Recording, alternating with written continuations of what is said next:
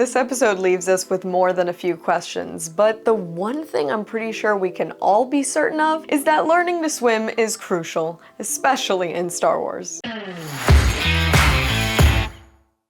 Hi y'all, Snarky J Cosplay here. Episode 10 of Andor officially dropped on Disney Plus this morning, which means we've only got 2 episodes of this stellar series left. I know some of you might be cheering because this is so boring, it doesn't feel like Star Wars, but to me, it's a bummer because I love this series so far. And episode 10 is not a letdown in the least. In fact, if you managed to fall asleep during episode 10 of Andor, dude, you've got problems. I am rating episode 10 a very appropriate 10 out of 10. Yet another coveted Snarky J 10 out of 10 for Andor. This episode not only boasts incredible action sequences with nail-biting tension, but it also has some of the best dialogue ever to be written in any Star Wars media, including 2 monologues that to me absolutely blew my socks off and gave me chills. With just 2 episodes left, Andor is making major moves, churning towards an end and bringing us to a no doubt epic conclusion of season 1. Now, I'm not gonna recap every single bit of this episode, but there are some major points I really want to touch on and analyze, so with that being said, let's get into it. From this point on, there will be spoilers for episode 10 of Andor. You've been warned. This episode finally gives us that big prison break that they've been teasing and that we kind of knew had to happen in order to get our hero, Cassian Andor, out of the Empire's grip. And the episode, shockingly enough, opens with the sight of Olaf's corpse being zipped up into a body bag. And I think while this is kind of shocking and really disturbing to see from a Star Wars show, I think it's super important because it reminds us both that life is super fragile and the Empire doesn't care about it at all. In fact, Olaf's corpse is literally wheeled through, and all his colleagues and fellow inmates are forced to watch as they see their friend's dead body get wheeled out, and they're not even allowed to react for fear of punishment. It speaks volumes in regards to the true evil of the Empire, so I thought that this was a great way to kick off episode 10. I do want to point out that in a conversation with Kino Loy, Cassian says that not even they know what they're building there. I'm actually really surprised by that. We've all been trying to figure out what exactly they're building since he arrived at the prison on Narkina 5, but it turns out not even the prisoners know. And that's one more strike against the Empire. They trust their own prisoners so little that all they know is they are building one piece that needs to look exactly this way, and they don't know what it's ever going to be used for. So after last week's episode where Kino Loy finally gives in to Cassian and tells him how many guards are in each floor, it seemed like he was going to be super involved and really into the idea of going into this escape plan. However, it takes some brilliant convincing from Cassian to get him completely on board, and while he's trying to convince him, he utters a line that I thought was incredibly important. He tells Kino that power doesn't panic, and that's completely true. Not only do people in positions of power typically not panic because, well, they have power and they don't have to, but additionally, the Empire has grown so vast and so comfortable in the iron fist that they have over the galaxy that they've left these vacuums of power all over the place. Vacuums that not only are the Rebel Alliance gonna take advantage of, but the inmates in this very prison are gonna be able to do the same. There aren't enough guards to hold back 5,000 men that are gonna become aware soon that there's no way out. Kino ends up being half encouraged, half forced by Cassian to sort of become the leader of this prison through this entire breakout. He's the one to tell all the men of floor 52D exactly what it is that's going on. He's the one to let them know they're not getting out. And I think this particular theme of all these guys saying they're already dead is super important. When you act like you've got nothing to lose, you'll do anything to reach a goal. And I think that that plays really well into the themes established in Rogue One, since everybody in Rogue One was so desperate to do what they needed to do that they gave their lives ultimately at the end of it. And I think that this sacrifice is going to further prove to Cassian what it is that he needs to do in the future. I found myself on the edge of my seat through the entire prison break. My heart was absolutely pounding. In true Star Wars Wars fashion, but even more true gritty Star Wars fashion, we see inmates literally being shot like fish in a barrel, some of them are being fried, but all of this just serves as encouragement for Kino and Cassian. One of the two monologues I mentioned earlier comes from Kino Loy. As they reach the command center, he actually finally gets to use that intercom system that we've been hearing the entire time to address the 5,000 men here. That disembodied voice finally becomes more human, and Kino tells them, hey,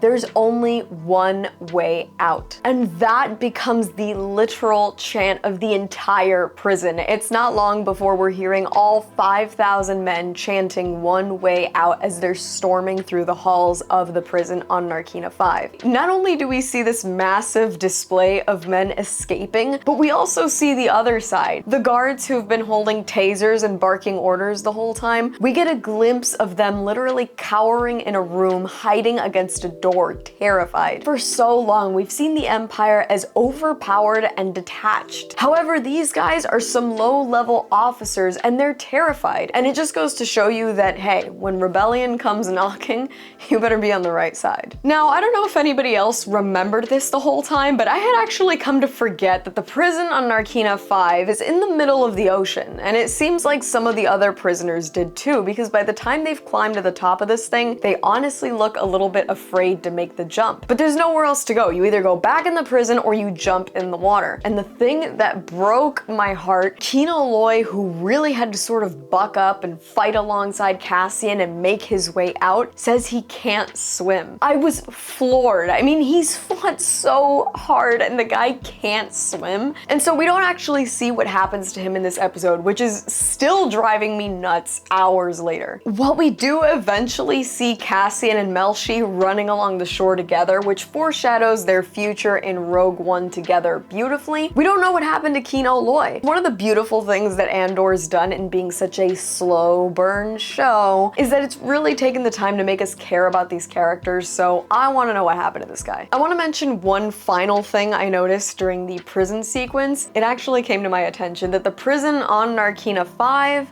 looks an awful lot like the Imperial insignia. I doubt that's a coincidence, but really cool thing to notice. So action and prison break stuff is not the only thing we're treated to in this episode. On the more political front, we finally get to see Mon Mothma meeting with Tay Kolma's wealthy thug friend, Davo Skulden. Now, he's in her home, she's obviously uncomfortable, and he's boasting about how easily he can get his hands on her family's cash, but he makes it a point to stress that he doesn't want to take a fee. What he wants instead is a meeting. He wants to come back with his 14-year-old son to introduce him to Mon Mothma's 13-year-old daughter, Lita. He says he's not expecting a betrothal right away, but the fact that he says he's not expecting one basically tells you exactly where he's coming from here. And because this is her 13-year-old daughter, Mon Mothma looks super uncomfortable, shuts the whole thing down, and kicks Davo Skulden out of her house. Now, I have two observations here. The first is that I have to assume that Mon Mothma's reaction is based on the fact that maybe the same thing happened to her at that age. After all, we kind of know that her marriage to Perrin isn't really a happy one, so maybe it arose from the same thing. Additionally, Davo tells her that he knows she is thinking about it, even though she insists that she's not. We know for a fact how committed Mon Mothma is to the rebellion, but is she committed enough to the cause to effectively sell out her own daughter? And is her daughter's comfort and future worth the fate of the entire galaxy? It's these more moral questions that really make these characters interesting and makes the weight of the rebellion so much more felt.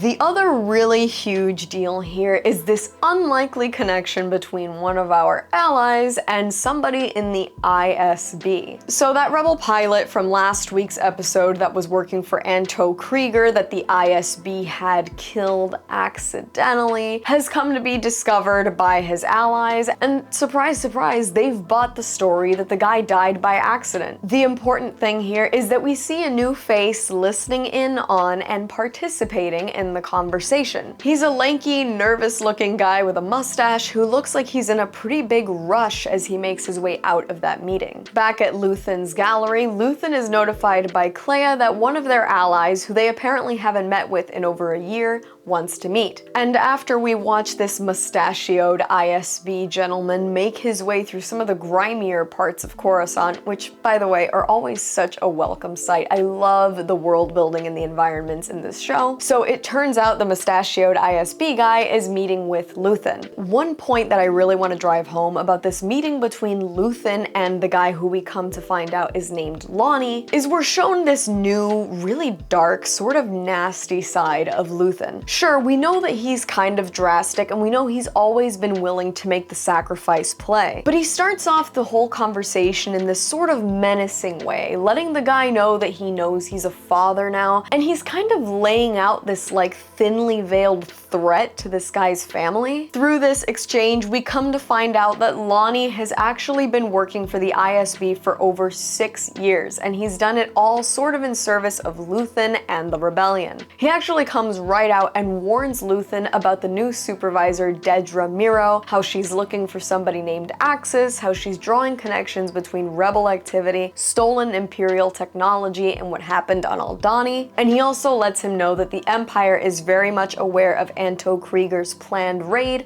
on Spellhouse. Beyond that though, he drops the bomb that he wants out of the ISB, out of the rebellion, and he's got a plan to do it. He wants no more of this. We see that dark, sort of slimy part of Luthen make a comeback here. Not only does he tell this guy that he had nothing to do with Aldhani, showing that he really doesn't trust Lonnie as an ally at all, he also tells him he's not gonna warn Anto Krieger, because if the raid on Spellhouse doesn't go through, then the ISB will be suspicious. They'll know that they have a rat on the inside, even though Luthen is completely aware that if this raid occurs, Anto Krieger and 50 men are essentially going to be slaughtered. He sort of seems to feel like letting 50 men be slaughtered in service of the rebellion is just part of the way things go. And it's a far cry from the usual heroic sentiment of everyone needing to be saved and minimizing casualties as much as possible. Luthen delivers a monologue that gives me chills. This is the second one in this episode alone, and it's the one that I thought was one of the most powerful things I've ever heard in Star Wars media. Luthen does acknowledge the value of Lonnie's sacrifice, but he goes off in regards to his own. He says that he's sacrificed his own peace of mind, that he's made his mind a sunless place. He says he's condemned to use his enemy's own weapons to defeat his own enemy, and he's proven all of that to be completely true in just one conversation with Lonnie. The threat made against Lonnie, keeping him trapped within the rebellion, keeping information from Anto Krieger and his men that will result in their slaughter, the lies to Vel and the rest of the group on Aldhani, hiring questionable mercenaries in order to achieve a goal, fear, control, lies, disregard for human life, hiring guns for hire, and doing anything and everything in order to reach one goal. Everything Luthen has done, the Empire has done tenfold. Everybody in the galaxy has to get their hands dirty if they want to win. All of these observations for me made the episode 100% worth watching, and honestly worth a rewatch. And beyond that, it's really worth thinking about. And that's why I gave this episode a 10 out of 10. That's all from me. I've been Snarky J. Thank you so much for watching. Please don't forget to like and subscribe, and let me know your thoughts on episode 10 of Andor in the comments below.